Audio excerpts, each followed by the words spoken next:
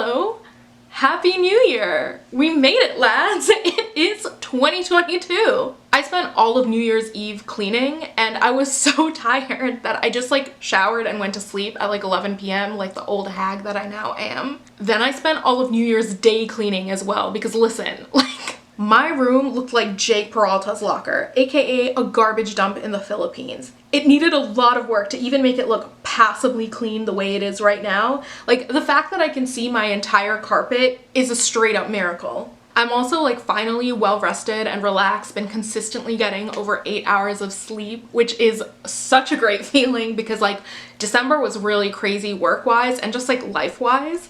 But yeah, so that's it. Life update over. We are gathered here today to discuss the fact that I've decided it's time to go on another full no-buy year. No-buy year 2, Electric Boogaloo.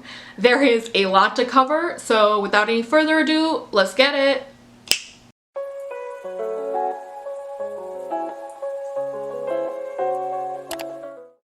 Those of you who've been with my channel a while, you know that I went on a no-buy year in the year 2019 because before that I had this really uncontrollable impulse spending and shopping problem where I was quite frankly buying new makeup and skincare every single week. New books too. So for some of you long-timers here, there might be a little bit of anxiety or worry almost. Why are you going back to doing a no-buy year? Have you regressed somehow? Are you okay? What's going on? And I've definitely given that question some thought, and I can say with a fair amount of confidence that the answer is no. Because my reasons for going on a no-buy year in 2022 are just so vastly different from my reasons for going on a no-buy year way back in 2019. When I went on my first no-buy year, I feel there were a whole bunch of very what I think of as sort of emotional, mental, psychological well-being reasons for me to go on a no-buy, if that makes sense. This is gonna sound super dramatic. I'm very much so aware of that. But at that point in 2019, I felt I needed to go on a no-buy year as some sort of a spiritual journey. Some sort of trial by fire, rite of passage, through which I come out the other side as a better person. Kind of you know how a bunch of weird hippie white people will get super into yoga and meditation, which that's fine. Yoga and meditation have been so secularized that at that point, can you even really call it cultural appropriation? But there will be a certain group of hippie white people who have such a midlife crisis that they get so into yoga and meditation that they start visiting ashrams in India and worshiping gurus and going on some sort of eat, pray, love kind of a journey, you know? Trisha, Paytas, I'm looking at you. Which, side note, can I just say, I watched that video where she was talking about her journey into Indian spirituality and Buddhism and Hinduism and being a Hare Krishna or whatever. And that video to me was peak comedy. I was rolling on the floor laughing because first of all, she kept trying to talk about the Bhagavad Gita, which is this holy book in Hinduism. It's it's kind of a holy book, but not really. It's a section of a much longer sort of epic religious text called the Mahabharata. And first off, I couldn't even figure out that Trisha Paytas was saying the Bhagavad Gita because she was mispronouncing it so badly. It took me a full minute to figure out that that's what the hell she was trying to talk about. But then on top of that, she kept referencing the Bhagavad Gita as if it were a person instead of a text. Honestly, it would have been if I was you know, you guys, I just love spirituality and Christianity so much. My favorite people in the Bible, my favorite saints, they're exorcist and genetics and levitation and do the right thing.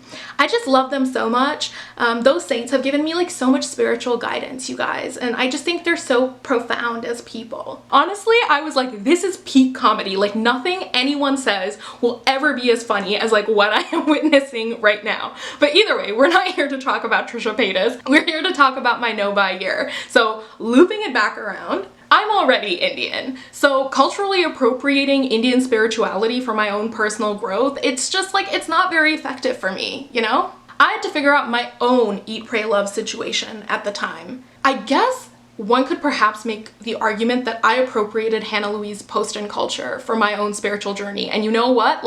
That's valid. That's 100% valid because she was 100% the inspiration for me going on a no-buy year. But the point I'm trying to make is that at that point in time in 2019, like I felt very unwell and heavy-hearted in my soul around my relationship to makeup and skincare and shopping as a whole. I talked pretty heavily in quite a few videos about how I felt like I was using buying makeup and skincare as coping mechanisms to avoid dealing with the very real and very shitty things going on in my life. I also felt like makeup and skincare had taken over my like entire personality, and that I didn't have any qualities about myself that were not linked to buying and consuming makeup and skincare. And that, it wasn't a good feeling. I was kind of at a stage in my life then where I was essentially having like an identity crisis. And one of the ways in which I decided to deal with that was like, okay, let me stop myself from engaging in this activity, which is taking up all of my emotional and mental headspace, and let me see what's left behind, right? If I take away this thing that everyone associates with who I am as a person, this thing that I feel is like 100% of my personality, what is going to be left behind? What identity can I construct for myself in the absence of buying shit? And I've got to say, 2019 no-buy year, super successful on that front, lads. I walked into 2020 with a much stronger sense of who I am as a person. I had also like built much better coping strategies and management strategies for stress that weren't just like, oh, you're stressed out, buy something. And I also had like a bunch of new hobbies. I've rediscovered my love for reading, which I really genuinely thought I had lost in my early 20s after like a childhood and teenage years in which you could not find me without a book in my hands. But now, Reading Prachi is back in business, and she read more in 2021 than she read in the past 5 years previously combined. Which, side note, I don't want to present books and makeup as like a dichotomy, because that sort of like beauty versus brain split is honestly just like old and tired and high-key misogynistic. The point is that I now know for a fact that there are in fact fun and interesting elements of my personality that aren't just revolving around buying makeup and skincare anymore. In 2019, the only thing I knew how to cook were eggs and ramen. Now I know how to cook a lot of different like Thai, Korean, Japanese, Nepali, Indian, Chinese, and Western dishes. I bake my own damn sourdough bread. And like, not to flex, but I know how to bake croissants and other complex pastry dishes like pastéis de nata from scratch. I know that's a weird flex, but I'm super proud of it. And the point is that I enjoy so many more things now in my life than I did at the start of 2019. That part of me that existed at the start of 2019 that just felt so sort of like beaten down by my love for makeup and skincare, like she's gone. And I think, actually I know that a large part of that is because I went on that first no-buy year. And I've come out of the other side of that experience of 2019 and 2020, just having healed a lot of the like really weird, intense emotional stuff that I was feeling around my consumption of makeup and skincare. Which brings us to now. So in 2022, the reasons why I want to go on a no-buy year are honestly just so much more functional than they were in 2019. I have two primary reasons for going on a no-buy year, and then two kind of like secondary reasons that are much less important, but nevertheless are kind of like factors at play. The two primary reasons are this, plain and simple. One, as of right now, January 2nd, 2022, I have $33,271.43 of student loan debt with the good old government of Canada. I want to see if I can aggressively pay down my student loan debt in 2022. Reason number two, I want to see how much stuff I can actually use up and empty out if I don't buy anything for an entire year. How many makeup and skincare items, how many perfumes and nail polishes and candles, how many of the unread books that I own can I actually finish if I don't add anything to what I already own? That's it. Really, that's it. That's why I'm going on a no-buy year. There are a couple sort of like secondary reasons that are explicitly tied to those primary reasons. So let me just discuss them because they are also kind of like factors, but to a much lesser extent. So under the first primary reason, which is I want to pay down my student loan, there is like a secondary, also finance related reason for going on a no-buy year that's embedded there, which is that I want to see how much money it would actually take for me to have a skincare and makeup routine that I enjoy and like. This more applies to skincare than anything else, although it also does apply to some makeup items like base products, mascara, eyeliner, you know, the kinds of things that you would have to replace within a year. But essentially, one of the things that I want to develop in 2022 is a sense of how much it costs for me to have the skincare routine I want to have and the makeup routine that I want to have. And then once I have a sense of that baseline cost, to evaluate, you know, like, well, how do I feel about that number? Do I think it's too high? Do I think it's fine? Do I think it's surprisingly lower than I thought it would be? Because moving forward with the rest of my life, I kind of want to have a sense of like, how much is it that I actually have to spend on things like makeup and skincare within any given year? How much do I have to realistically budget on replacing my like favorite staple items? And are there areas in which maybe I'm spending a little bit too much that I can maybe trim down on? I also kind of want the same sense with books. How many books do I actually read within a given year? How many are available in my library versus actually need to be bought? What should I be setting aside as like a realistic budget for books moving forward in life? So that is secondary reason number 1 for going on a no-buy year. Now, regarding the other main reason that I wanted to go on a no-buy year, which is actually like using up some of the items I own, that also has its own secondary reason. In 2021, I have acquired a lot of very, very beautiful makeup, and I have also acquired a lot of very incredible books. I want the chance to really just kind of like focus on and use those beautiful pieces of makeup and those incredible books that I've gotten without being distracted by like what else is out there in the market for me to buy. Like, okay, somebody gave me the Huda Beauty Rose Gold Remastered palette for a graduation present in like August, and you want to know something like really embarrassing? I haven't used it. Like at all. I haven't even swatched it. Like it is sitting over there in my makeup vanity like completely untouched. And in a similar vein, like when I graduated, a lot of people got me books as my grad presents, right? Because I had a really long wish list of books that I wanted, and that's what I gave all of my like friends and family when they asked, hey, like Prachi, you're graduating, congratulations, what would you like us to get you as a gift? And all of the incredible books that I've received from my friends and family members, have I read them all? Absolutely not. Have I read even more than like 1 or 2 of them?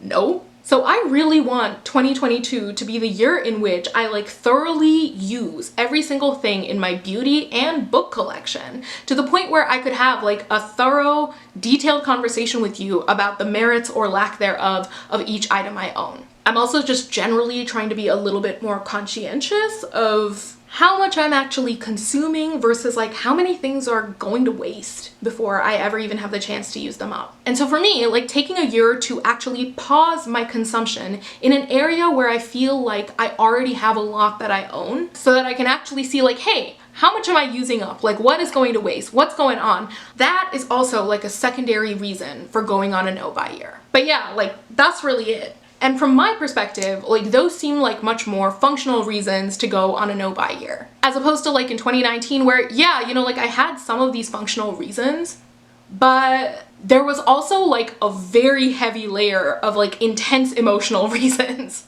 for going on a no-buy year, you know? And I just, like, I don't feel that same sort of like oppressive weight on me at the start of 2022. I'm choosing to go on a no-buy year because it feels like a practical and appropriate choice for me given my goals, instead of because I feel like I need to do it in order to be like a less shitty person. That's the key distinction between why I went on a no-buy year in 2019 and why I'm going on one now. Which, by the way, is like not to say that I don't think I'm like not gonna improve at all in 2022 because I'm already such a like beautiful and perfect person. I just told you that I'm going to be learning a lot about conscious consumerism and how I'm spending my money and using up what I own. But those aren't like huge fundamental reasons, like my life is a disaster zone and I'm crying every day and the only way that I can cope is by going out and buying lipstick, which I never use, and books, which I never read, and then those lipsticks and books just take up space in my house and clutter everything and add even more stress, so now I'm crying even harder and I've gone back and bought another lipstick. You know, like that's where I was in 2019 and that's not where I am now. It's not as drastic as that at all. It's more like, you know, I kind of want to improve my sense of financial stability by the end of the year by making sure that I'm not in like an insane amount of student loan debt. And And I'm gonna be a little bit more of a conscientious consumer by trying to actually use up some of the stuff I own before going out and buying new stuff. These are the ways in which I'm aiming to improve myself, and honestly, it's a lot less intense, right? So we're just gonna, we're gonna relax. We're gonna have a fun year, a good year, chill vibes only. Throughout January, I'm gonna be releasing some inventory videos, so makeup, skincare, perfumes, nail polish. We're gonna do like a bookshelf tour so you see like all of the books I own, just so that we have a sense of like, okay, how much junk do I actually own in each of these categories at the start of the year? And the game plan is that at the end of December 2022, I'm gonna film these like same videos, these same categories again. We're gonna retake an inventory and we're gonna see if and how the amount of stuff I has shrunken. Now, let me go over some like ground level rules that I set for myself, and I actually wrote those down on like a laptop. So if you see me like looking down or reading off of something, it's because I wanna make sure I get the rules just right. Okay, so my camera battery just died in the middle of me talking and I went on for like a full 5 minutes without like noticing. So love that for me. I also just ate a Ferrero Rocher, so I'm really hoping I don't have hazelnut like stuck in my teeth. But the rules. Rule 1. In the year 2022, I'm choosing not to buy any books, makeup, skincare, hair care, perfume, nail polish, candles, jewelry, or stationery. So that's things like fountain pens or like inks, because I love fountain pens. Like, I'm a fountain pen bitch. And I recently just bought the TWSBI like special edition Eco in Jade with an extra fine nib, and maybe she's the love of my life, but also maybe I need to not be spending money on fountain pens and inks when I need to pay off my student loan debt. So yeah, stationery ban as well. Rule 2. The only time I'm allowed to buy something is if I empty out an entire category. For example, if I finish every single face wash I own, I'm allowed to buy one replacement face wash. Rule 3. I don't know if it's appropriate to call these rules. Maybe they're more like guidelines, but whatever. Guideline 3. I will be keeping track of every single item I use up and its approximate monetary value in a spreadsheet. I will also be keeping track of every single item I purchase and its cost in a spreadsheet.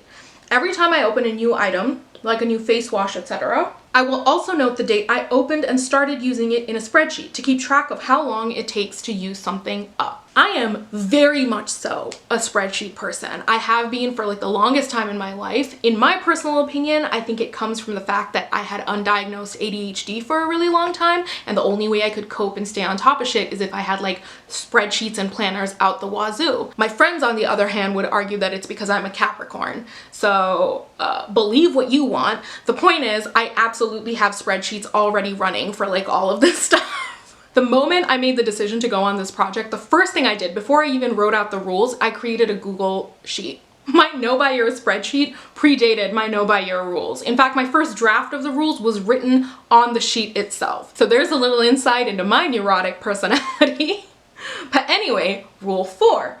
By December 31st, 2022, I will have paid at least $24,000 towards my Canadian student loan debt. This means that my student loan debt at the end of 2022 must be less than $9,271.43. Now, my goal of paying $24,000 by the end of the year, it averages out to like $2,000 a month. But I want to be clear here that I'm not saying that I need to pay $2,000 every month. And every month I'm going to do like a monthly check-in where we're going to be like, what happened? How much did I pay off? What did I use up? What did I buy? What's going on? So don't worry about that. Y'all will be kept in the loop. I will be oversharing. I also do want to take a moment here to note that I am able to pay off my student loan this aggressively because I was lucky enough to find a job in the same city where my parents live. And not only that, they were kind enough to be like, Prachi, you can move back in, you can like live in our spare bedroom, and you don't have to pay rent because we know you're trying to pay off your student loan.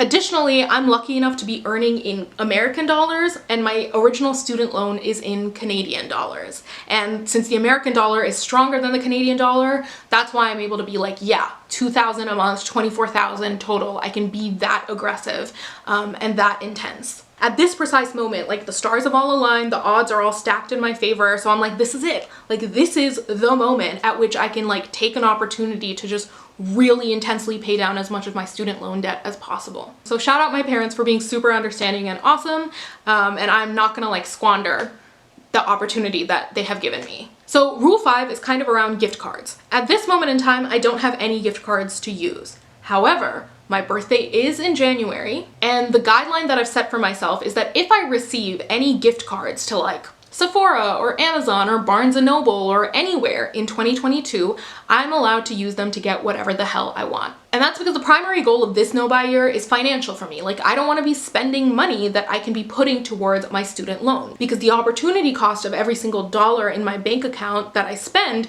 is like the student loan could go down. However, gift cards don't have as their opportunity cost the ability to pay down my student loan debt. And like the way gift cards have always worked with my like family members and my friends is that when I am given like a gift card for my birthday, the expectation is that I'm actually going to use it to like buy something, get something. And then my responsibility, like my job, is that I then have to like report back to the person who gave me the original gift card being like, hey, I used it to get XYZ thing. So this is the thing that you actually bought me.